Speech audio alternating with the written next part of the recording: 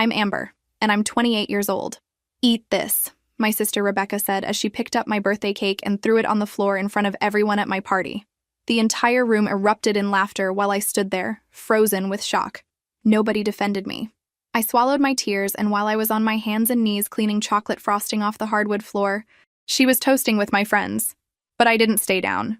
What I did next changed everything between us forever. Where are you watching from today? Drop your location in the comments below and hit that like and subscribe button if you've ever felt completely humiliated by someone you trusted. You'll definitely want to stick around for what happened next. Let me back up and tell you how we got here. Growing up, Rebecca and I were supposed to be close. You know how people always say sisters are best friends? Well, that wasn't our story. Rebecca was 2 years younger, but somehow always managed to make everything about her. When I graduated valedictorian, she threw a tantrum because I got more attention. When I landed my first job at a prestigious financial consulting firm, she sulked for weeks saying I was showing off. But here's the thing. I always felt sorry for her. Things seemed to go wrong for Rebecca constantly. She'd get fired from jobs for mysterious reasons. Her relationships would implode dramatically, and she could never seem to save money. As her older sister and someone who was doing well financially, I felt obligated to help. Big mistake number 1. Over the years, I'd helped Rebecca with rent payments when she was short, covered her car repairs, paid for her groceries during tough months, and even bought her interview clothes for job applications. I justified it by telling myself that's what family does. We support each other, right? I convinced myself that my success meant I should lift up others, especially my baby sister. My parents loved this arrangement. By the way, they'd constantly praise me for being such a good sister, always highlighting how generous I was and how lucky Rebecca was to have me. It made me feel important, needed, valued for something beyond my professional achievements. I was the responsible one, the successful one, the one who had her life together enough to help others. What I didn't realize was that I was enabling a cycle that was about to blow up spectacularly in my face. Rebecca had become comfortable depending on my financial support, and somewhere along the way, it stopped being gratitude and started being expectation. Worse than that, it started being resentment. The birthday party was supposed to be a celebration. I'd rented a beautiful event space, hired a caterer, and invited about 30 people, including family, close friends, and a few colleagues. I'd spent weeks planning every detail because I wanted it to be perfect. 28 felt like a milestone. I'd just gotten a major promotion. I'd finally saved enough for a down payment on a condo, and life was really coming together. Rebecca had been acting strange all evening. She kept making little comments about the venue being expensive, asking loudly how much things cost, and mentioning to people that I must be doing really well financially to afford such a nice party. I should have seen the warning signs, but I was too focused on enjoying my celebration. The cake moment happened right after everyone sang happy birthday. I was standing there feeling grateful and happy, surrounded by people I cared about, when Rebecca suddenly stood up. She had this weird smile on her face as she walked over to where I was standing next to the beautiful 3-layer chocolate cake I'd ordered from my favorite bakery. "Speech time," she announced loudly, even though nobody had asked for speeches. The room quieted down, people expecting some sweet sister tribute. Instead, Rebecca looked directly at me and said, "Amber's always been so lucky. Everything just falls into her lap. Success, money, opportunities. Must be nice to never struggle for anything." I felt my stomach drop. This wasn't the direction I'd expected her to go. "Rebecca," I started to say, but she wasn't finished. "Some of us work just as hard but don't get the same rewards. Some of us could really use the kind of luck Amber has." Her voice was getting louder, more bitter. People were starting to look uncomfortable. That's when she reached for my cake. In one swift motion, she grabbed it, and before I could react, she threw it down at my feet. "Eat this," she said with venom in her voice. "Maybe it'll teach you some humility." The silence lasted exactly 3 seconds before people started laughing. Not everyone, but enough. Enough to make me realize that some people had been waiting for me to be taken down a peg. Enough to show me who my real friends were versus who just enjoyed watching drama unfold. I looked around that room while I was crouched on the floor, picking up pieces of my birthday cake, and I saw everything clearly for the first time. My sister's jealousy wasn't just sibling rivalry, it was pure hatred. My family's encouragement of my generosity wasn't pride in my success. It was appreciation for my usefulness. And some of my friends weren't really friends at all. But you know what? Sometimes the worst moments become the most clarifying. Sometimes being humiliated is exactly what you need to finally see the truth about people. As I stood up from that floor, wiping chocolate from my hands, I made a decision that would change our relationship forever. I looked Rebecca directly in the eyes and said, "Thanks for the lesson. I learned something very important tonight." Then I turned to address the room. "Thank you all for coming. I think we're done here." I left my own party that night with chocolate stains on my dress and a completely new perspective on my life. What I did the next morning would shock everyone who thought they knew me. The next morning, I woke up with chocolate still under my fingernails and a clarity I'd never experienced before. You know that feeling when you suddenly understand something that's been staring you in the face for years? That was me, lying in bed at 6 a.m., finally seeing the behavioral cycle I'd been blind to. Rebecca's cake incident wasn't just a moment of sibling jealousy. It was the culmination of years of carefully calculated behavior designed to keep me in my place while she benefited from my success. The more I thought about it, the more pieces clicked together. I grabbed my phone and started scrolling through my banking app. Over the past 3 years, I'd given Rebecca over $15,000. $15,000. I sat there adding it up. The rent help, car payments, grocery money, emergency loans that were never paid back. I'd been functioning as her personal ATM without even realizing it. But here's what really got me. Every single time I'd helped her, she'd managed to make me feel like it wasn't enough. When I paid her rent, she'd complain that I didn't also cover her utilities. When I bought her groceries, she'd mention that she needed gas money too. When I helped with car repairs, she'd suggest that maybe I should just co-sign for a new car since hers was so unreliable. I'd interpreted this as Rebecca being overwhelmed and stressed. Poor thing couldn't catch a break, right? Wrong. She was training me to give more while making me feel guilty for having boundaries. My manipulative little sister played the long game, and I fell for it completely. My phone buzzed with a text from my mom. "Honey, Rebecca feels terrible about last night. She was just having a hard time and maybe had too much wine. You know how she gets when she's stressed about money? Maybe you could talk to her?" There it was. Even after what happened, they expected me to be the one to reach out, the responsible sister, the one who fixes things. Well, not anymore. I texted back, "Rebecca owes me an apology. A real one. Until then, we have nothing to discuss." Mom's response came immediately. "Don't be dramatic, Amber. She's family. You know she's struggling right now." Struggling. That was the magic word that had controlled me for years. Rebecca was always struggling, always in disaster mode, always needing rescue. But funny thing about struggling, some people work harder to get out of difficult situations, while others get comfortable being rescued. I started thinking about all the times Rebecca had sabotaged good opportunities. The job at the marketing firm she quit after 2 weeks because her boss was mean. The relationship with David, a really decent guy she dumped because he expected too much, meaning he wanted her to contribute equally to dates. The apartment she lost because she spent her rent money on a weekend trip instead of being responsible. Every disaster was someone else's fault. Every setback was because life was unfair. Every failure was due to circumstances beyond her control. And Big Sister Amber was always there to swoop in and fix things, which meant Rebecca never had to face consequences or learn from her mistakes. I called my best friend Sarah, who'd been at the party and witnessed the whole cake incident. "Sarah, I need you to be completely honest with me about something." "Shoot," she said. I could hear her making coffee in the background. "How long have you thought Rebecca was taking advantage of me?" Silence. Long silence.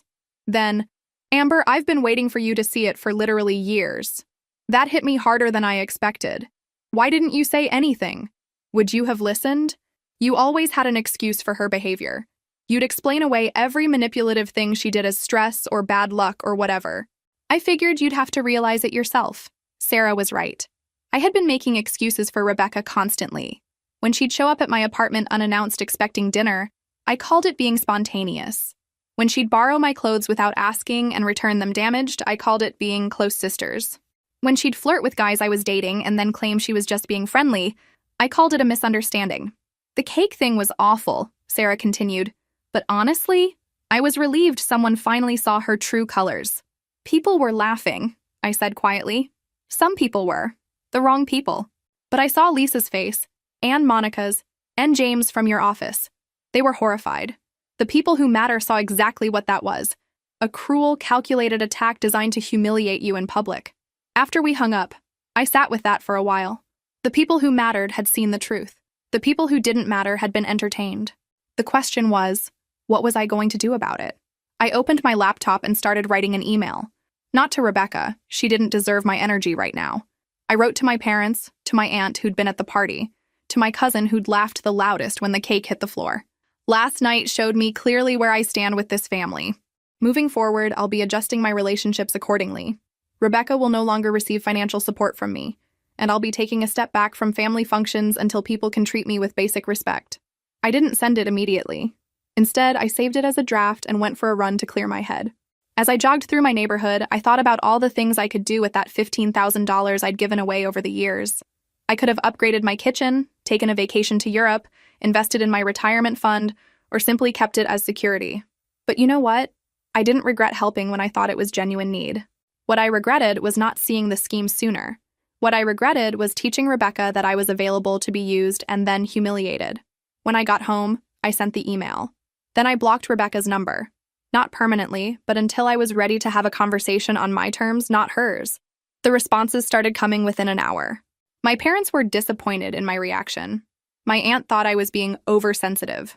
My cousin didn't respond at all, which told me everything I needed to know about where his loyalties lay. Only my Uncle Mark, my dad's brother, sent a message that surprised me. About time you set some boundaries with that girl. We've all been watching this routine for years. So some people had seen it.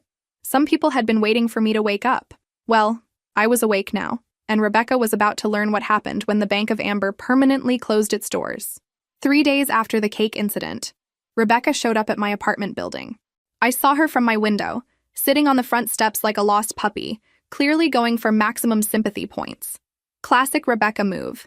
If direct communication doesn't work, try the helpless waif approach. Because nothing says mature adult like camping outside someone's building, right? I watched her for about 20 minutes before deciding to go down. Not because I felt sorry for her, but because I wanted to see what her next strategy would be. When dealing with master manipulators, it's educational to observe their tactics.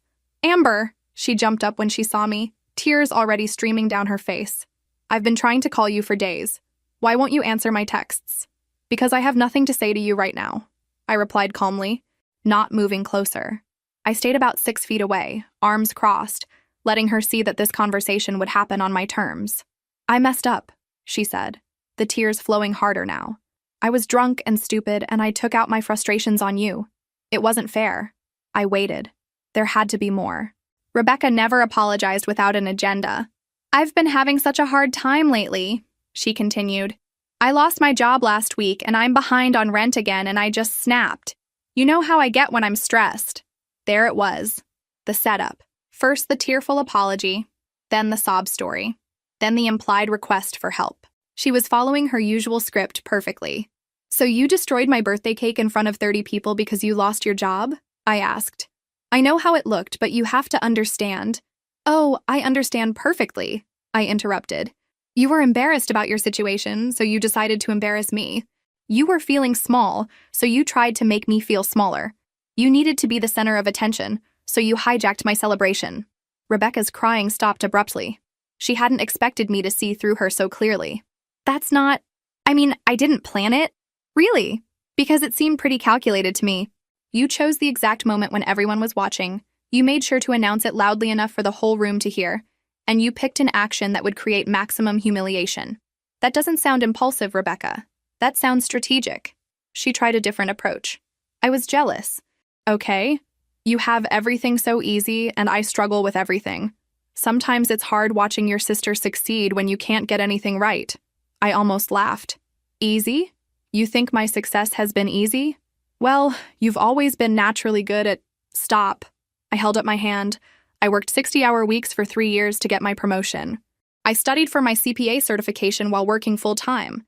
I saved every penny by living in a studio apartment and cooking at home while you were going out to bars every weekend. Nothing about my success has been easy. Rebecca's face shifted again. I could see her calculating, trying to figure out which approach would work. I'm sorry, she said finally. I really am, and I promise I'll pay you back for all the money you've lent me. I just need a little more time. No, I said simply. No to what? No to all of it. No more money, no more loans, no more emergency help, no more bailing you out of situations you created. Her tears dried up completely now, replaced by something much uglier. You're really going to abandon your own sister over one mistake? One mistake? I couldn't help but laugh. Rebecca, you've been systematically taking advantage of me for years. The cake was just the moment I finally saw it clearly. I haven't taken advantage of anyone. You offered to help me. And how many times have you paid me back? How many times have you said thank you without immediately asking for something else? How many times have you celebrated my successes without finding a way to make them about your struggles? She couldn't answer because we both knew the truth. 0 times. This is ridiculous, she said, her voice getting harder. Family helps family. That's what we do. Really? When have you helped me, Rebecca? When I was stressed about my CPA exam, did you offer support? When I was working those 60-hour weeks, did you ever bring me dinner or just check in? When I got my promotion, did you celebrate with me or immediately start complaining about your own job situation? Again, silence. Here's what's going to happen, I continued. You're going to figure out your own problems. You're going to find a job and keep it. You're going to pay your own rent and handle your own emergencies. And maybe, if you can do that for a significant period of time without asking me for anything, we can work on rebuilding our relationship. And if I can't? She asked, her voice turning cold. Then I guess you'll learn what consequences feel like for the first time in your adult life. She stared at me for a long moment, and I saw something I'd never seen before. Genuine surprise that I wasn't caving. Rebecca had never encountered a version of me that said no and meant it. Mom and Dad are going to hear about this, she said finally. I'm sure they will. In fact, I'll save you the trouble. I pulled out my phone and called my mother right there, putting it on speaker. Hi, honey, Mom answered. Rebecca said she was going to try to talk to you today. She did. I told her that I won't be providing financial support anymore and that she needs to figure out her own problems. Amber? Mom's voice took on that disapproving tone I knew so well. Don't you think you're being a bit harsh? She made a mistake, but she's family. Mom, would you throw my birthday cake on the floor in front of 30 people?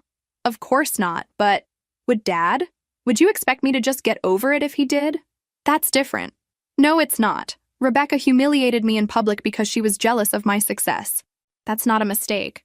That's a choice. And I'm choosing not to reward that behavior anymore. I could hear Mom sighing. She needs help, Amber. She's struggling. Then maybe she should struggle harder instead of expecting me to solve her problems. Have you ever experienced that moment when you realize you've been everyone's safety net, but nobody's been yours? Drop a comment below if you've ever felt like the family ATM. After I hung up, Rebecca and I stood there looking at each other. Finally, she spoke. You're going to regret this. Maybe, I said.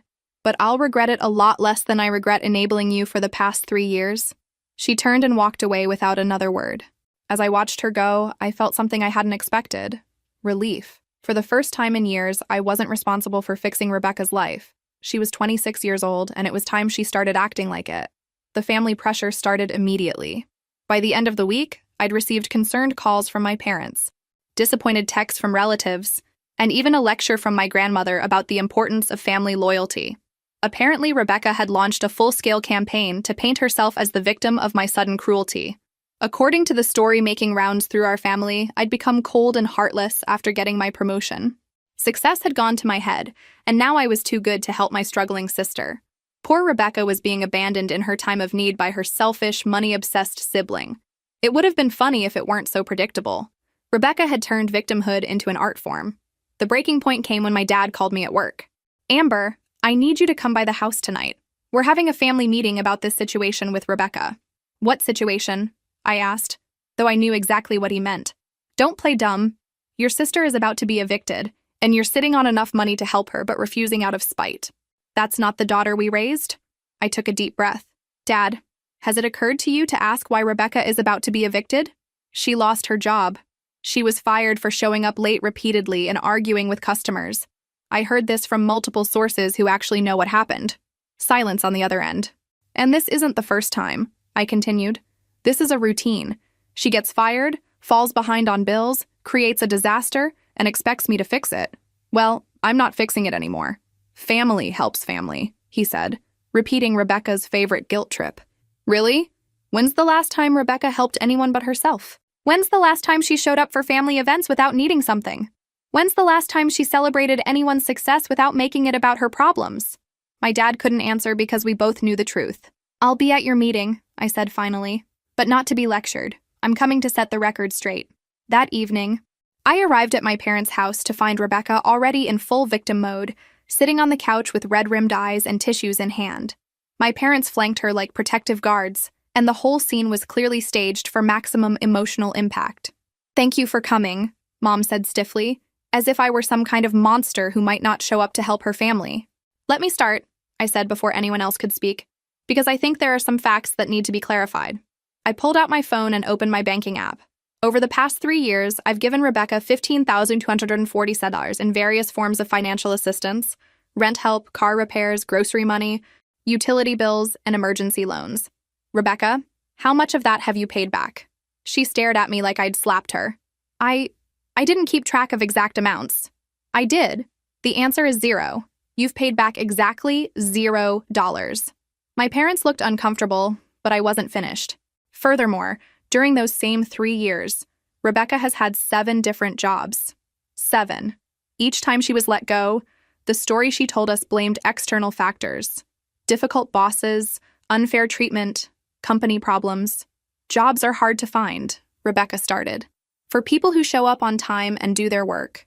Jobs aren't that hard to keep," I interrupted. "The truth is, Rebecca has developed a reputation for being unreliable and difficult to work with." Rebecca's face turned red. "You investigated me?" "I paid attention to inconsistencies in your stories. Because here's the thing. When someone's asking for money constantly, it's reasonable to want to understand why they need it." My mother looked between us uncertainly. "Amber, even if that's true, she's still your sister.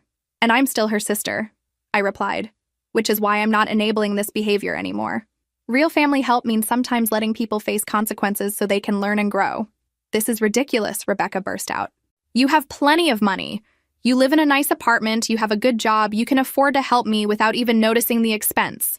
There it was, the entitlement that had been lurking under all her sob stories.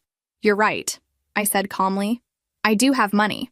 I have money because I show up to work every day. I pay my bills on time, I live within my means, and I save for emergencies. You know what I don't do? I don't expect other people to fund my lifestyle." "My lifestyle?" she screeched. "I'm talking about basic survival. Basic survival doesn't include eating out 4 times a week, buying designer clothes you can't afford, and taking weekend trips while claiming you can't pay rent." My dad shifted uncomfortably.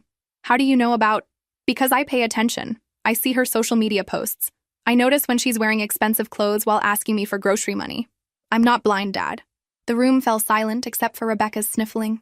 "Here's what's going to happen," I continued. "Rebecca is going to figure out her housing situation without my money. She's going to find a job and keep it for more than 3 months. She's going to learn to budget and live within her means. And maybe after she's demonstrated that she can be a responsible adult, we can work on rebuilding our relationship. And if she gets evicted," Mom asked, "then she'll learn what happens when you don't pay your rent.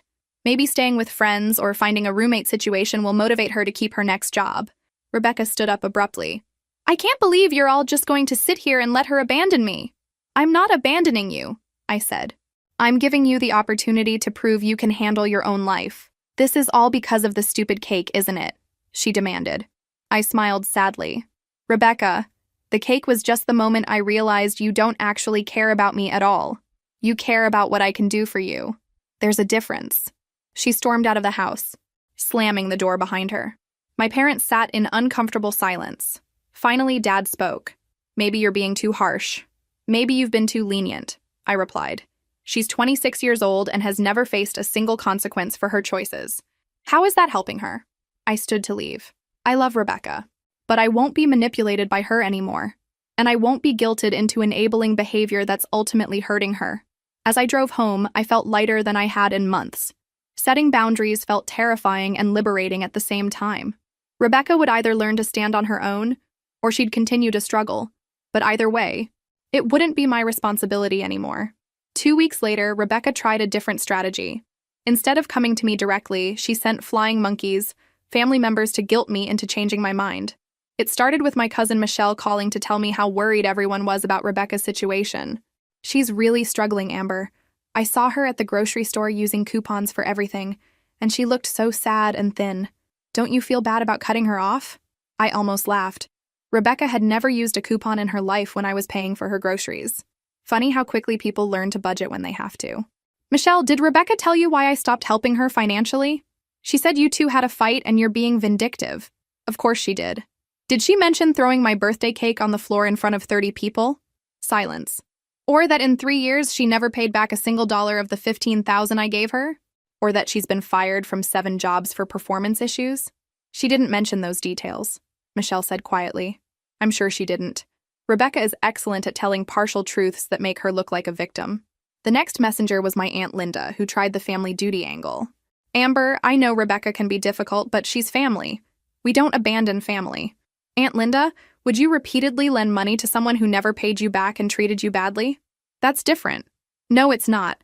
Family doesn't mean accepting abuse and financial exploitation. It means caring enough to not enable destructive behavior. But the most infuriating messenger was my mother's guilt trip attempt. She called me crying about how the family was falling apart and how disappointed my deceased grandmother would be to see siblings fighting. Mom, Grandma would be more disappointed to see one granddaughter taking advantage of another's generosity and kindness. You're being so cold, Amber. This isn't like you. Maybe the old me was too much of a pushover.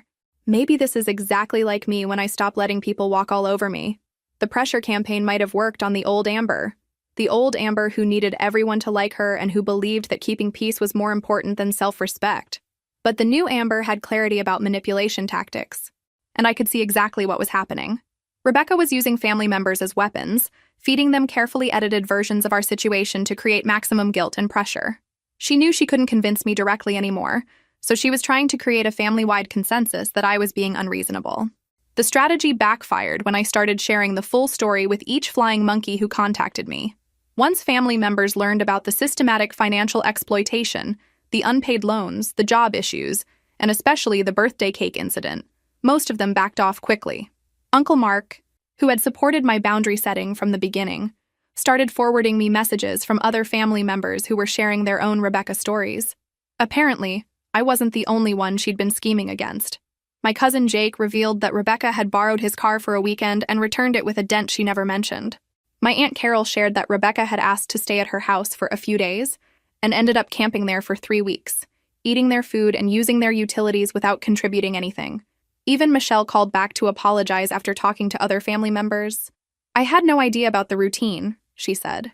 Rebecca made it sound like you just suddenly decided to be mean to her. The most telling revelation came from my Uncle Tom, who worked in HR for a large company. I can't give details due to confidentiality, he said carefully.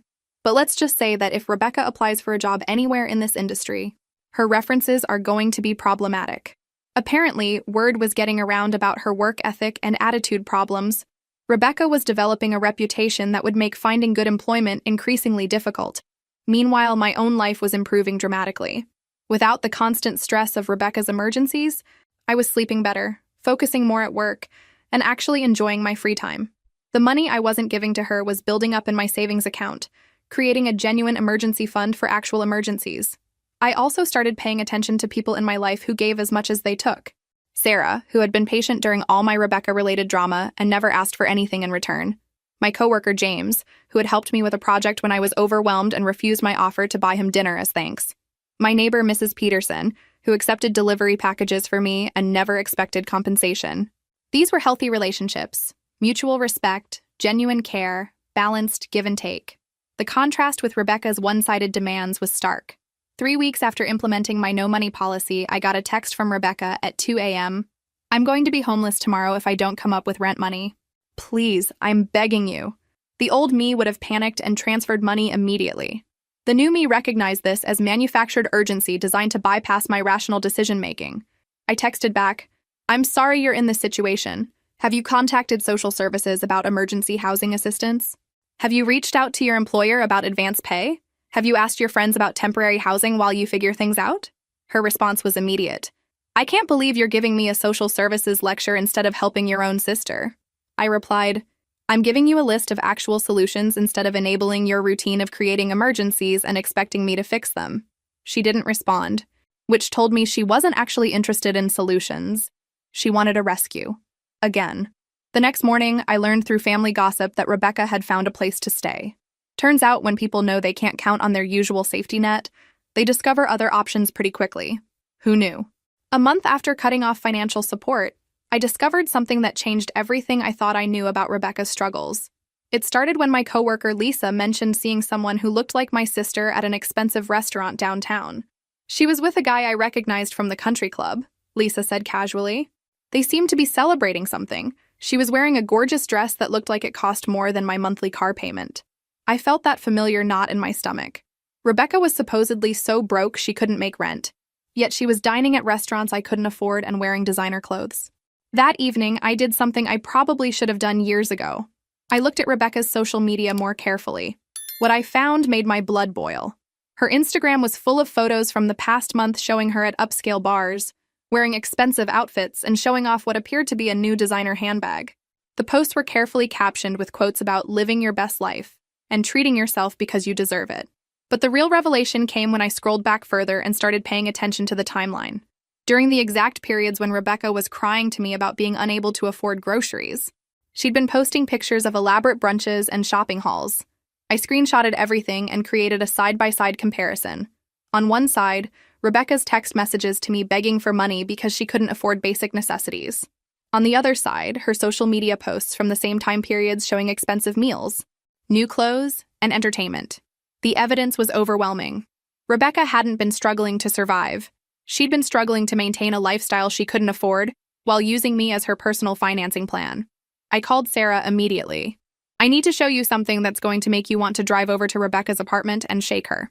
20 minutes later, Sarah was sitting on my couch scrolling through the evidence on my laptop. Oh my God, Amber, she's been running a complete scam on you. For years, I said, the full scope of the betrayal hitting me. Every sob story, every emergency, every desperate plea for help, all while she was living beyond her means and documenting it online. Sarah pointed to a particularly infuriating post. Look at this one. She's literally holding a cocktail that costs $30 while the caption talks about struggling through tough times.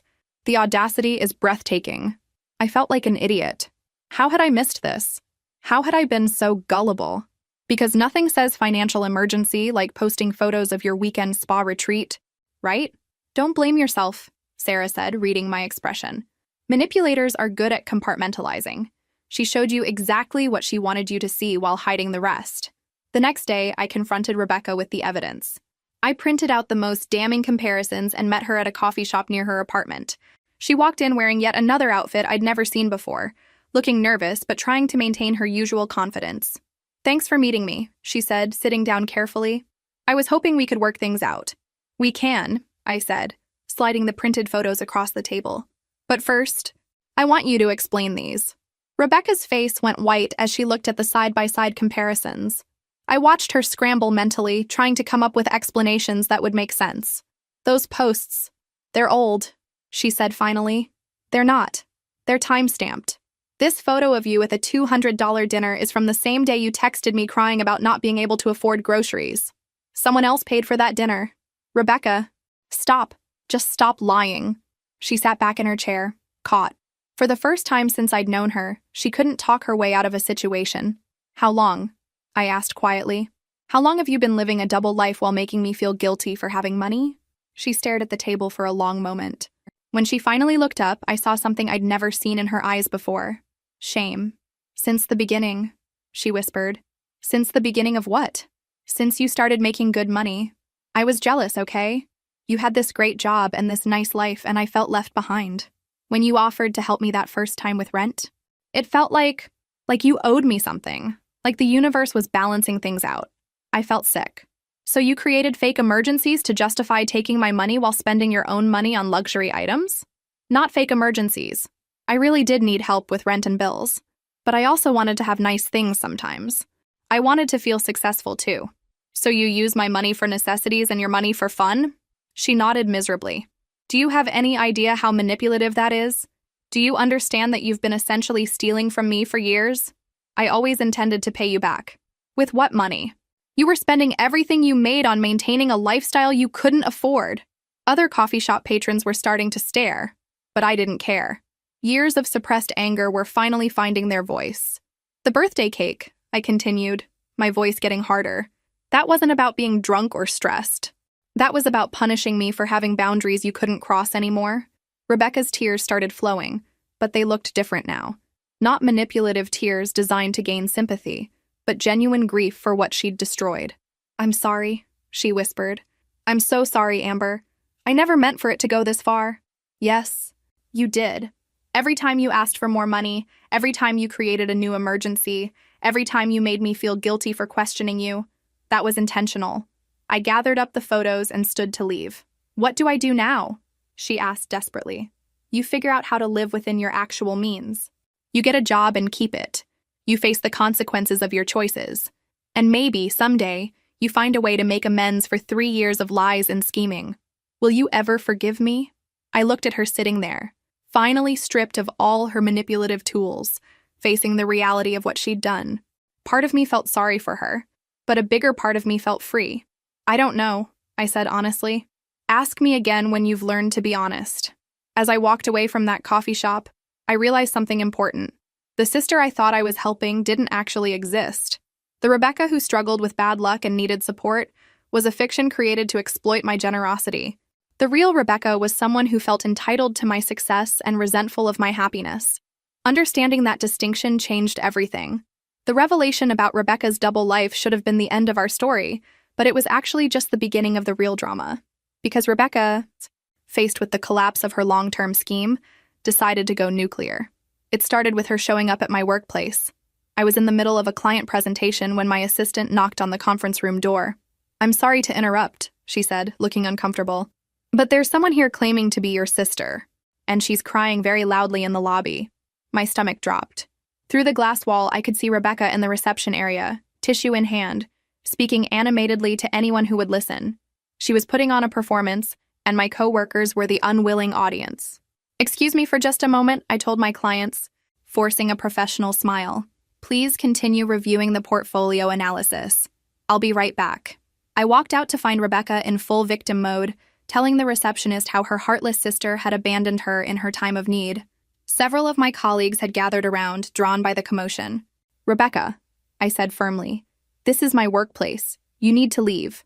"Amber!" she cried, turning to face me with tears streaming down her face.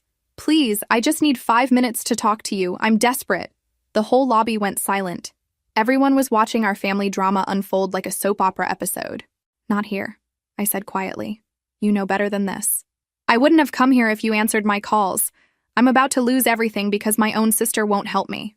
I could feel my co-workers' eyes on me, judging. Here was this sobbing young woman claiming her sister was cruel and heartless. And there I was, looking cold and professional in my business suit. Without context, I was definitely the villain in this scene. "Excuse us," I said to the room in general, then took Rebecca's arm and guided her toward the elevators. "Conference room 3, I told her. "Now."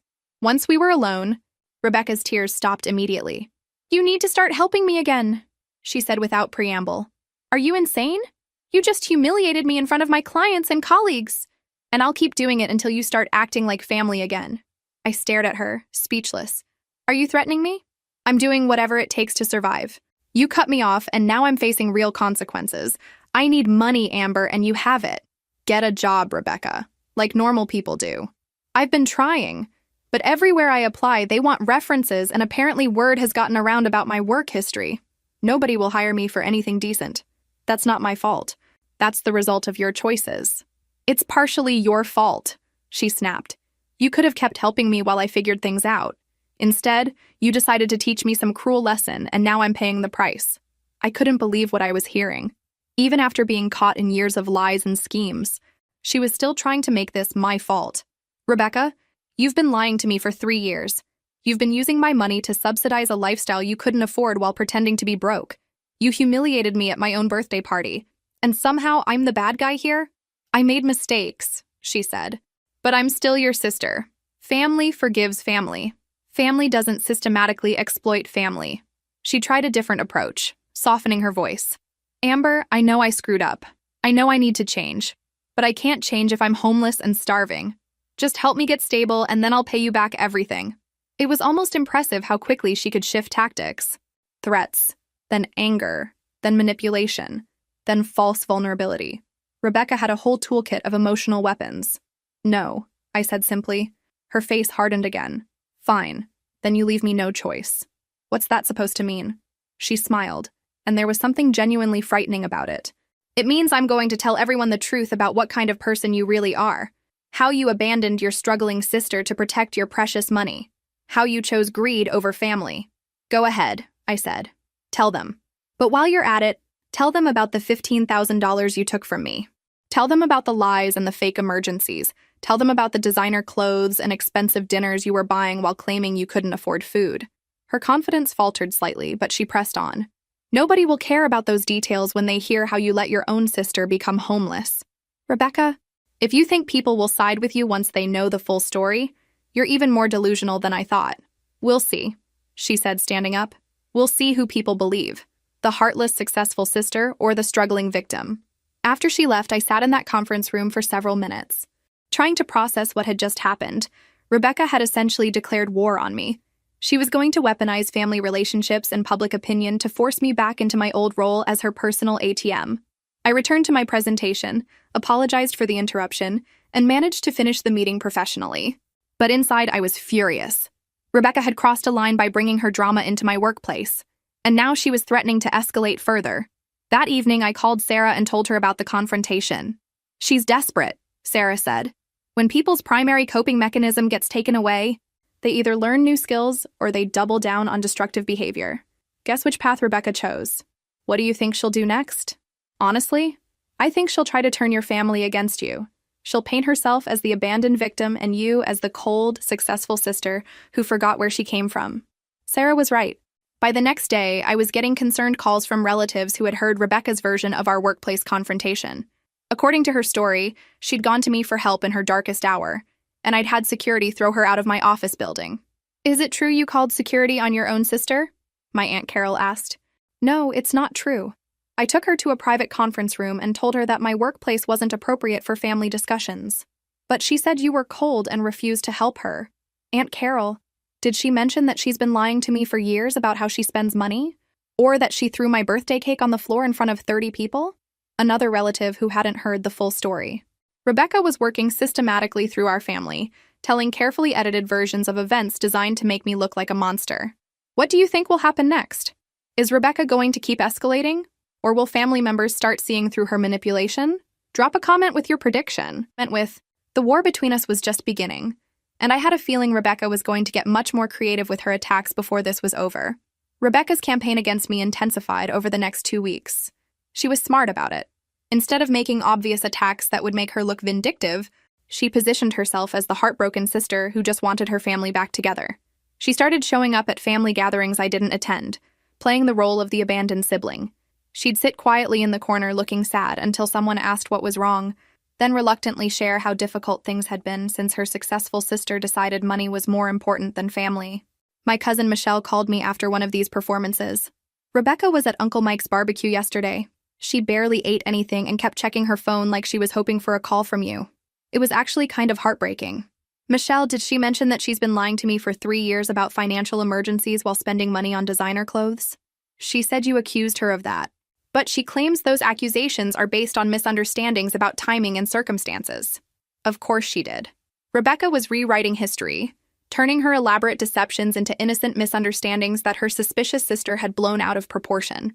But the most infuriating part was how effective her strategy was. Family members who had initially supported my boundary setting were starting to waver. The combination of Rebecca's pitiful presentations and the passage of time was making people forget exactly why I'd cut her off in the first place. My mother called me on a Thursday evening, clearly having been designated as the family mediator. Amber, I think it's time you and Rebecca sat down and worked things out. Mom, she threatened me at my workplace and promised to destroy my reputation if I don't give her money. That's not someone I can reason with. She's desperate, honey. People do things they don't mean when they're desperate. She meant it. Rebecca has been calculating and strategic about this whole situation. Nothing she's done has been out of desperation. I think you're being too harsh in your judgment of her intentions. That phrase, too harsh, was becoming the family's go-to criticism of my behavior. I was being too harsh when I expected honesty. Too harsh when I refused to fund Rebecca's lifestyle. Too harsh when I maintained boundaries after being manipulated and humiliated. Apparently, the only acceptable response to abuse was to smile and ask for more. The breaking point came when Rebecca escalated to involving my professional network. She somehow found out about a work conference I was attending and showed up at the hotel bar where my colleagues and I were having drinks after the first day of sessions. I was deep in conversation with a potential client when I saw her walk in. She'd dressed carefully. Not too nice, because that would contradict her poverty story, but not too shabby either. She looked like someone trying to put on a brave face during difficult times. She spotted me and began walking over with a determined expression. I excused myself quickly and intercepted her before she could reach my table. "What are you doing here, Rebecca? I heard you were in town for a conference. I thought maybe we could talk." "You followed me to my work conference? How did you even know where I was staying?" "I called your office and said I was your sister trying to coordinate a surprise for your birthday. Your assistant mentioned the hotel name." The schemes never stopped. Rebecca had lied to my assistant to get information about my location, then traveled to a different city to ambush me at a professional event. "You need to leave," I said quietly, aware that my colleagues were probably watching us. "Just give me 5 minutes. I promise I won't cause a scene." "Like you promised you wouldn't cause a scene at my office?" "Amber, please." "I'm trying to apologize." Against my better judgment, I agreed to step outside with her. We found a quiet spot in the hotel courtyard, away from the conference attendees. "I'm sorry," she began, and for a moment she almost sounded sincere. "I know I've handled this badly. I know I've made mistakes. But I'm really struggling, and I don't know what else to do. Rebecca, you've been lying to me for years. You've manipulated our family into thinking I'm cruel for not enabling your behavior. You've shown up at my workplace and now at my work conference. This isn't about struggling. This is about control." "Maybe I have been controlling," she admitted. "Maybe I learned to manipulate people because it was the only way to get what I needed, but that doesn't mean my feelings aren't real." It was a clever admission, acknowledging some wrongdoing while maintaining that her core grievances were legitimate. "What exactly do you want from me?" I asked. "I want my sister back. I want us to be family again. Being family doesn't mean I have to fund your lifestyle. I know that now. I'm not asking for money anymore. I just want a relationship with you." For a brief moment, I almost believed her.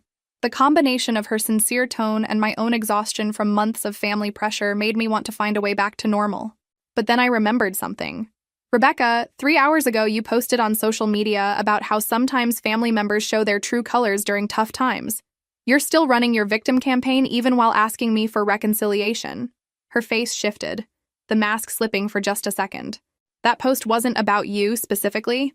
It was posted the same day you decided to show up at my work conference. Everything you do is calculated, Rebecca. Even this conversation." She tried to maintain her innocent expression, but I could see the anger building behind her eyes. "You know what your problem is, Amber? You think you're so much smarter than everyone else.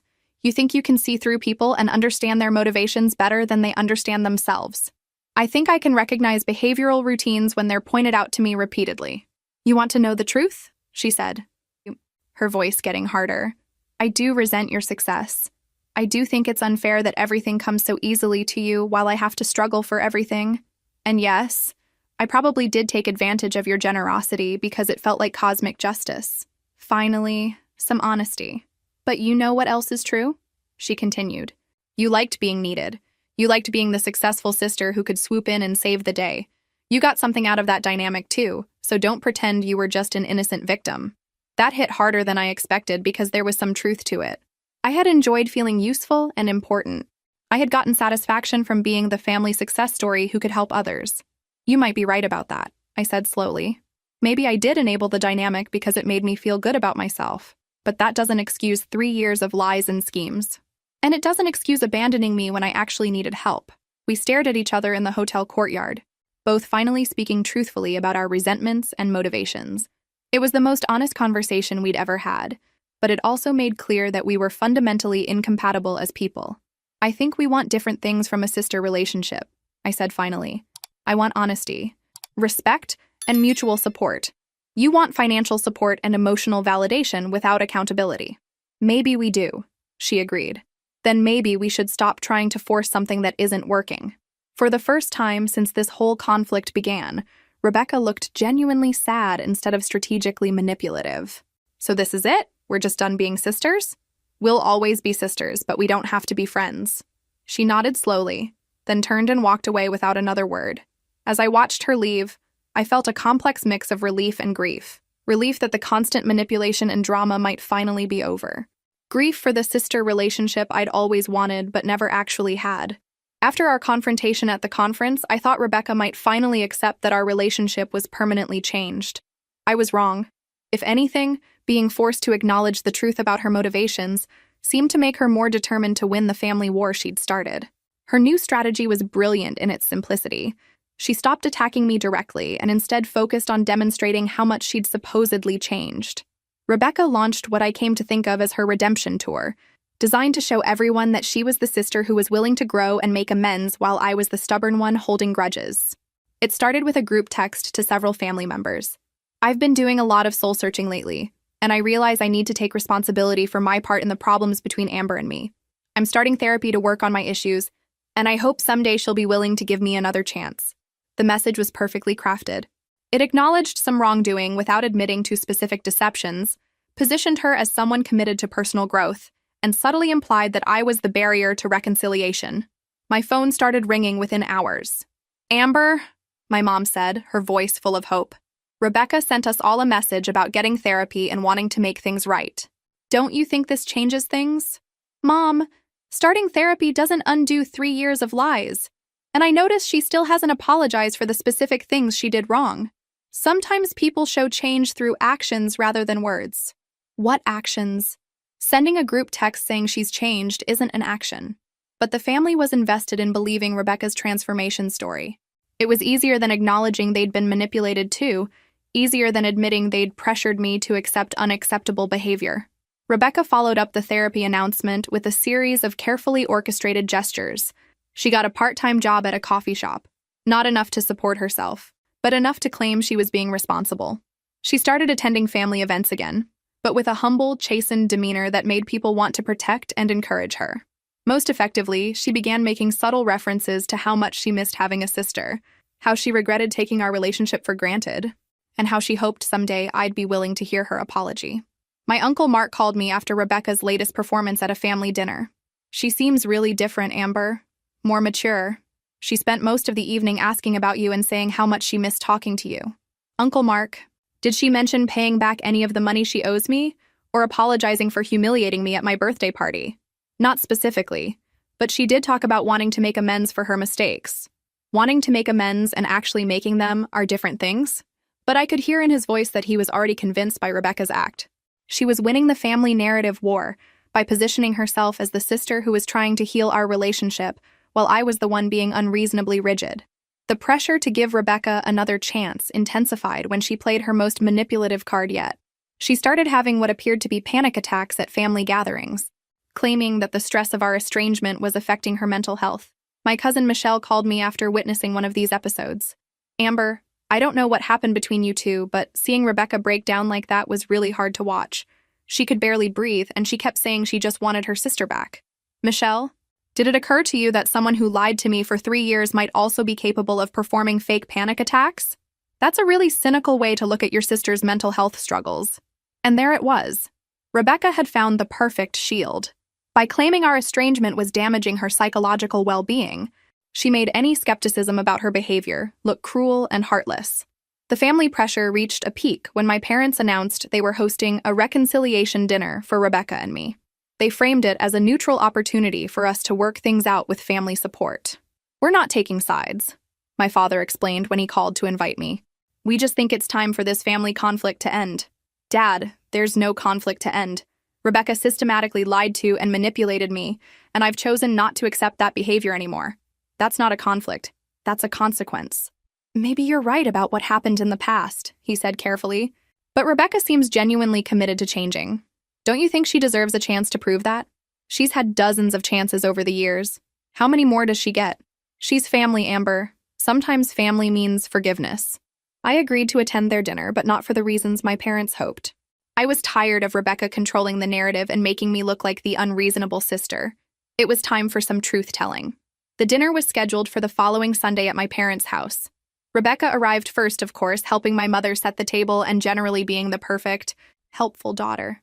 When I walked in, she looked up with carefully practiced vulnerability.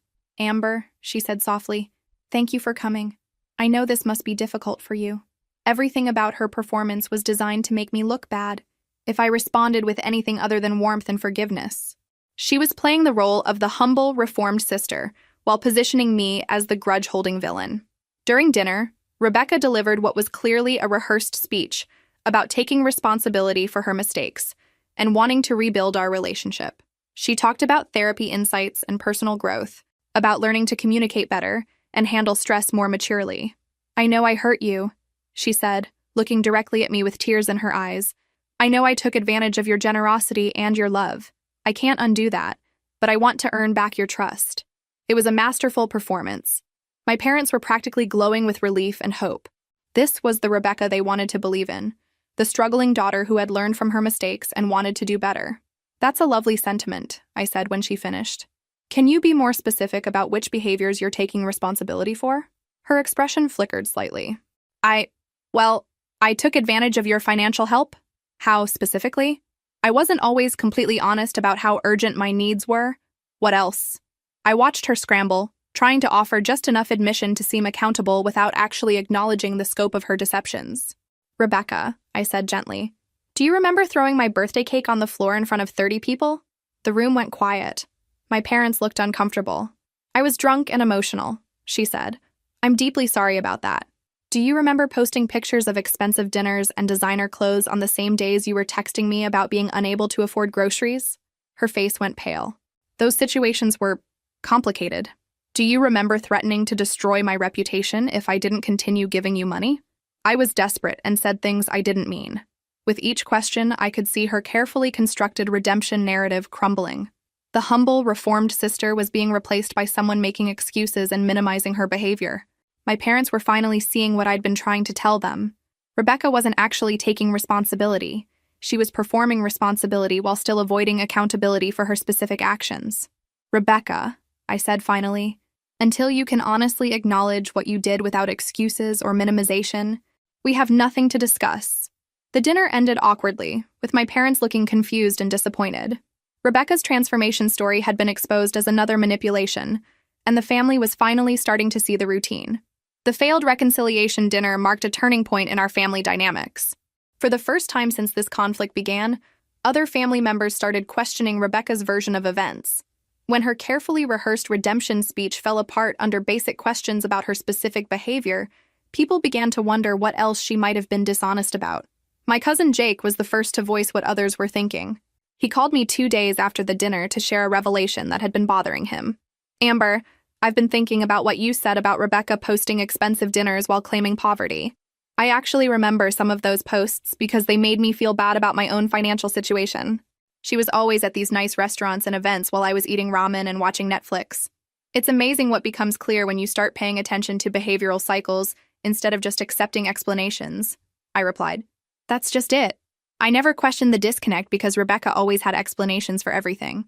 Someone else paid for dinner, or she'd saved up for months for one special night, or it was a work event. There was always a reason that made me feel guilty for even noticing. Jake's awakening started a domino effect.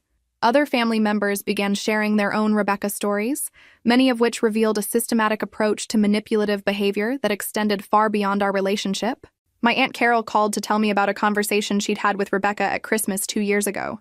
She spent an hour complaining about how hard her life was and how everyone else had it easier. Then later that same day, I saw her showing off photos from a weekend spa trip she'd taken the week before.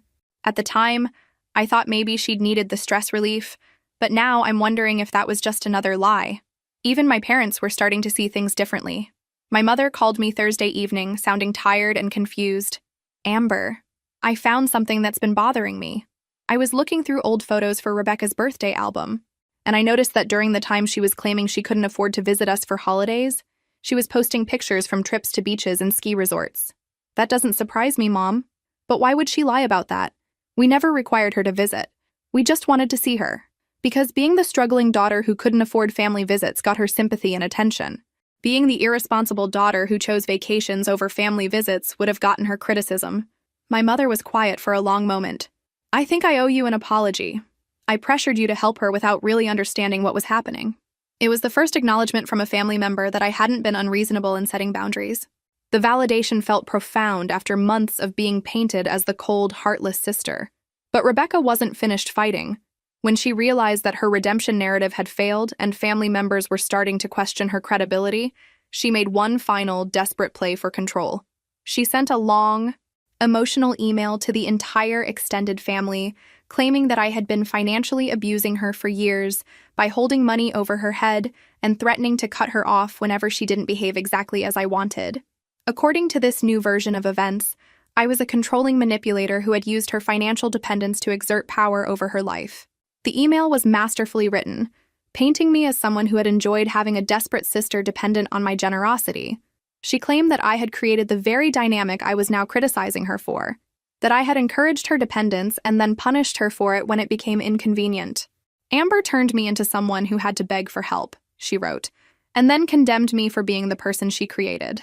It was her most sophisticated scheme yet, taking the grain of truth about my enjoying being needed and expanding it into a comprehensive explanation for all her behavior. If successful, it would reframe our entire relationship history with me as the primary abuser and her as the victim of financial manipulation. Several family members called me after receiving the email, confused and upset by this new version of events. "Is there any truth to what Rebecca is saying?" my Uncle Tom asked carefully. "Did you ever threaten to cut her off if she didn't behave a certain way?" "Uncle Tom, I threatened to cut her off if she continued lying to me about how she spent money. That's not controlling behavior. That's a reasonable boundary." "But did you enjoy having her depend on you?" That was the question that got to the heart of Rebecca's strategy. She was betting that my honest admission of having enjoyed feeling needed would make me look culpable for the entire dynamic. "Probably," I said. "I probably did get some satisfaction from being the successful sister who could help family members. But enjoying helping someone doesn't excuse them lying and manipulating you for years. So you're admitting that you enabled the situation?" "I'm admitting that I didn't recognize scheming when it was happening and that I may have inadvertently encouraged unhealthy dependence. But there's a difference between making mistakes and being deliberately deceptive." The conversation with my uncle revealed how effective Rebecca's final gambit was. By mixing legitimate criticism of my behavior with false narratives about financial abuse, she was creating enough confusion to muddy the waters around who was actually responsible for what. But her strategy ultimately backfired, because it required her to claim victimhood in a situation where she had been demonstrably deceptive. Family members who had seen the evidence of her lies and schemes weren't willing to believe that she had been the powerless victim all along. My cousin Michelle, who had initially been sympathetic to Rebecca's claims, called me after doing her own investigation. "I asked Rebecca for specific examples of times when you threatened to withhold money to control her behavior," Michelle told me. "She couldn't provide any. Every example she gave was actually about you setting boundaries around honesty or responsibility." "What convinced you?" "I realized that someone who had been lying about their financial situation for years probably wasn't a reliable narrator about financial abuse either. Rebecca's final manipulation had failed because she had destroyed her own credibility. The family members who might have been willing to believe her claims of abuse had seen too much evidence of her dishonesty to trust her version of events. The war between us was finally ending, but not with reconciliation or forgiveness. It was ending with the recognition that some relationships are too damaged by betrayal and deception to be repaired. I felt relieved that the truth was finally clear to everyone, but also sad about what we'd lost. Not the relationship we actually had, which had been built on lies and exploitation, but the relationship I'd thought we had before I understood what was really happening. Sometimes the saddest part about setting boundaries with toxic people isn't losing them. It's realizing what you thought you had with them was never real in the first place. 6 months after our final confrontation, I thought the Rebecca situation was permanently resolved. She had moved to a different city. The family had largely accepted that our relationship was irreparably damaged, and I was enjoying the peace that came with not being anyone's personal ATM. Then she reappeared with a strategy I never saw coming. It started with a phone call from my mother on a Tuesday evening. "Amber, I have some news that might upset you, but I think you should hear it from family first." My stomach dropped. "What now?" "Rebecca is engaged." I was silent for a moment, processing this information. "Okay, good for her, I guess." "Amber, she's engaged to someone you know. She's marrying David Chen." The name hit me like a physical blow. David Chen, my former colleague from my previous job, someone I'd dated casually for a few months 2 years ago. A really decent guy who I'd lost touch with after changing companies. "She's marrying David?" I repeated, certain I'd misheard. "They've been dating for about 4 months, apparently. He proposed last weekend." I sat down heavily on my couch, trying to make sense of this development. Rebecca dating my ex-boyfriend was bizarre enough, but the timeline made it even stranger. 4 months ago was right around the time of our family reconciliation dinner disaster. "Mom, how did they even meet?" "I'm not sure about the details. Rebecca mentioned something about running into him at a coffee shop." A coffee shop? I remembered David mentioning that he was a regular at a particular cafe near his office. It wouldn't have been difficult for Rebecca to figure out his routines if she'd wanted to engineer a chance encounter. My phone buzzed with a text from Sarah.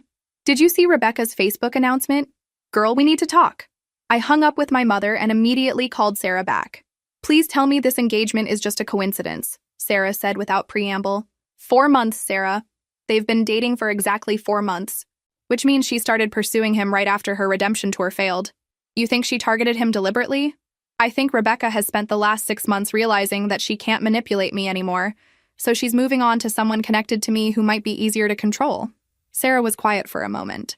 That's actually terrifying if true. The scary part is how effective it could be. David is genuinely a good person. If Rebecca is playing the reformed, vulnerable woman who just wants stability and love, he'd be exactly the type to want to rescue her. Are you going to warn him? I stared at my phone, considering the question. Warning David would mean inserting myself into Rebecca's new relationship, which could look like jealousy or vindictiveness. But not warning him meant potentially watching her manipulate another decent person. I don't know, I admitted. What would I even say? Hey, your fiancée is my manipulative sister who might be using you to get back at me? He'd never believe it. Maybe not initially, but you could plant seeds of awareness. Help him see behavioral cycles if they start emerging.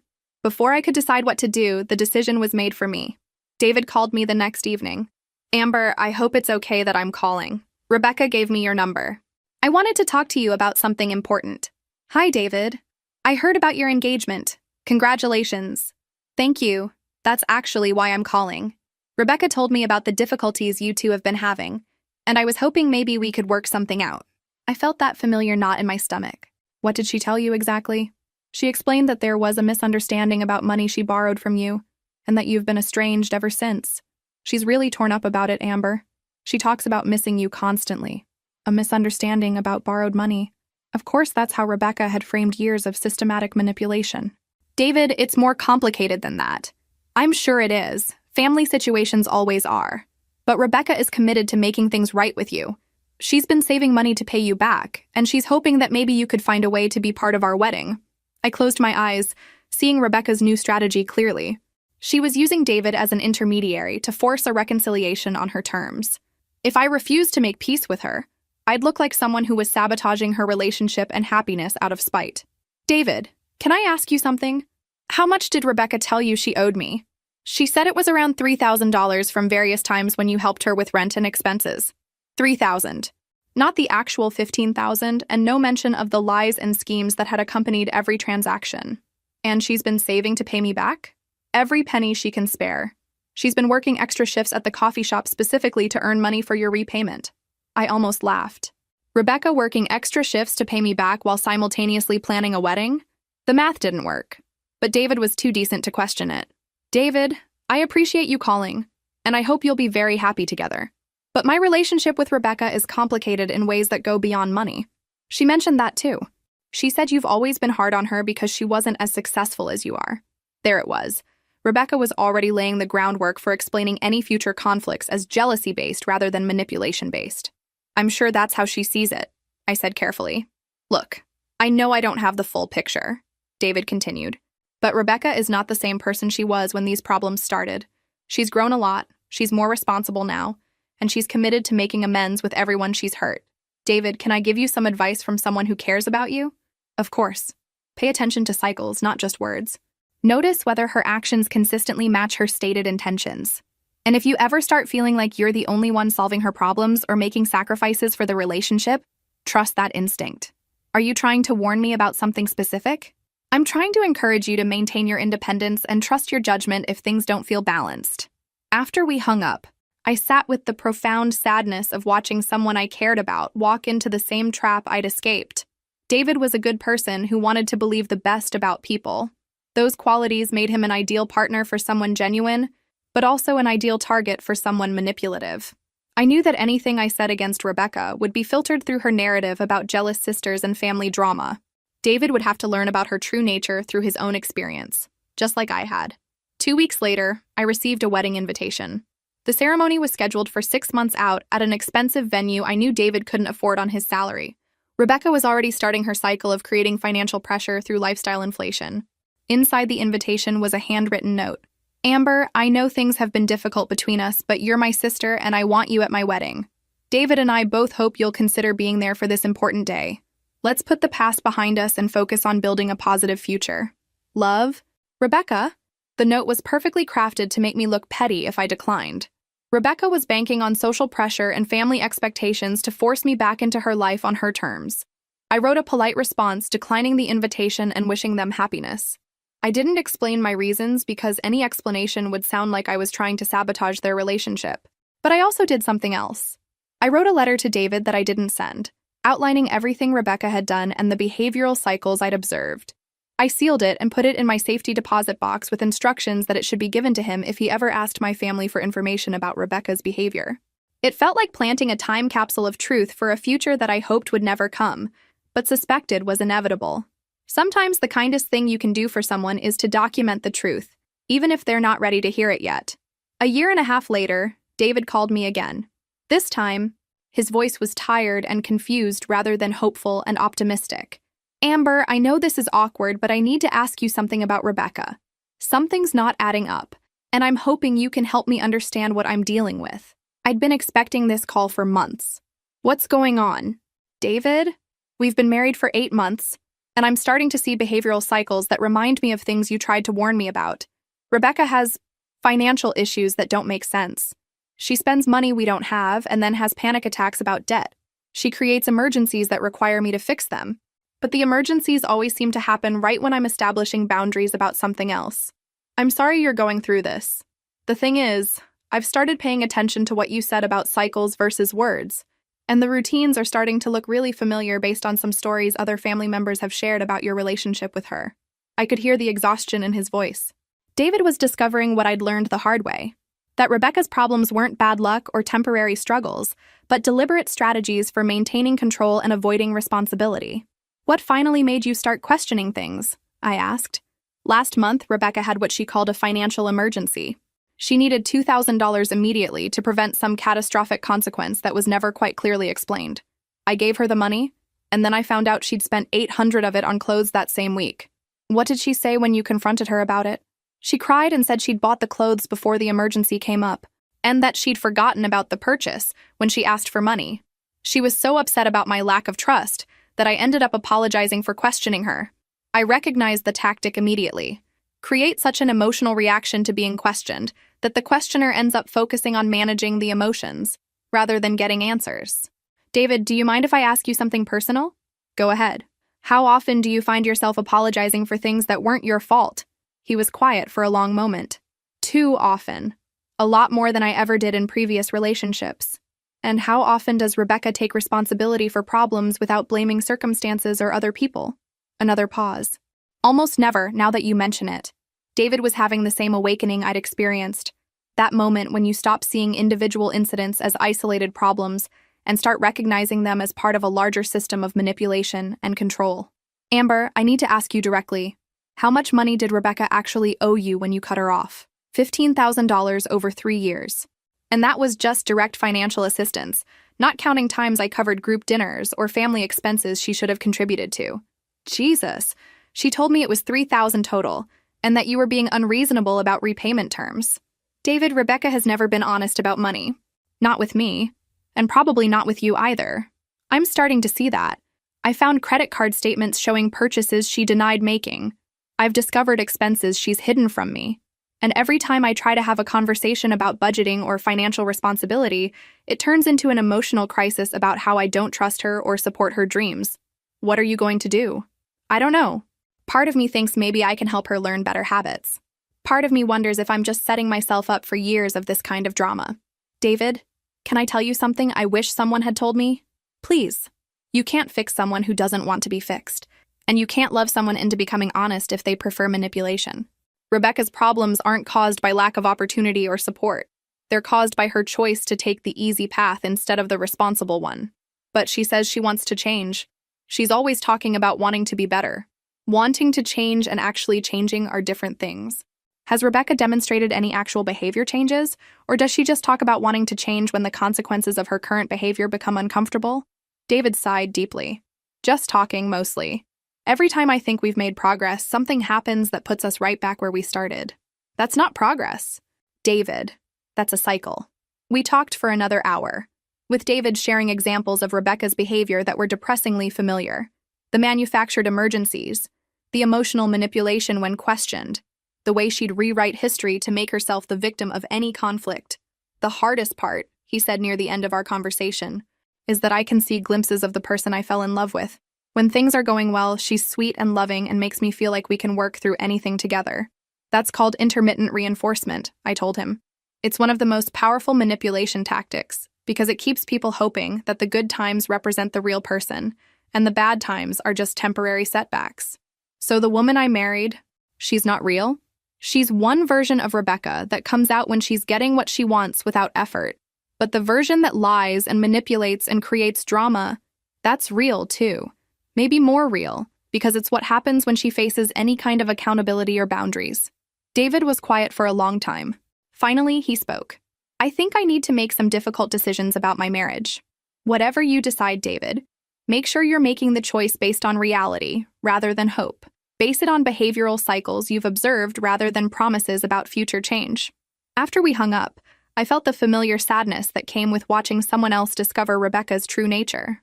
But I also felt something like relief that David was questioning the situation before years had passed and more damage was done. 3 months later, David filed for divorce. According to family gossip, Rebecca was shocked and devastated, claiming that David had abandoned her just like I had. She couldn't understand why people who claimed to love her would give up so easily when things got difficult. The irony was profound. Rebecca still saw herself as the victim of other people's inability to handle challenges, rather than as someone whose behavior created unnecessary challenges for everyone around her. My relationship with Rebecca never recovered, and I no longer wanted it to. I'd learned that some people are fundamentally incompatible with healthy relationships, not because they're evil, but because they're committed to behavioral cycles that make genuine connection impossible. Today, I have strong boundaries around my time, energy, and resources. I choose relationships with people who give as much as they take, who tell the truth even when it's uncomfortable, and who take responsibility for their choices and consequences. I still love my sister in the complicated way you love family members who hurt you. But I love myself enough now to refuse relationships that require me to deny reality or abandon my own well-being. Sometimes the most loving thing you can do for someone is to stop enabling their worst behaviors. And sometimes the most loving thing you can do for yourself is to walk away from people who mistake your kindness for weakness. If this story resonated with you, make sure to like and subscribe for more stories about setting boundaries and recognizing manipulation. Family relationships don't have to be toxic just because they're family. The Bank of Amber remains permanently closed, and honestly, business has never been better.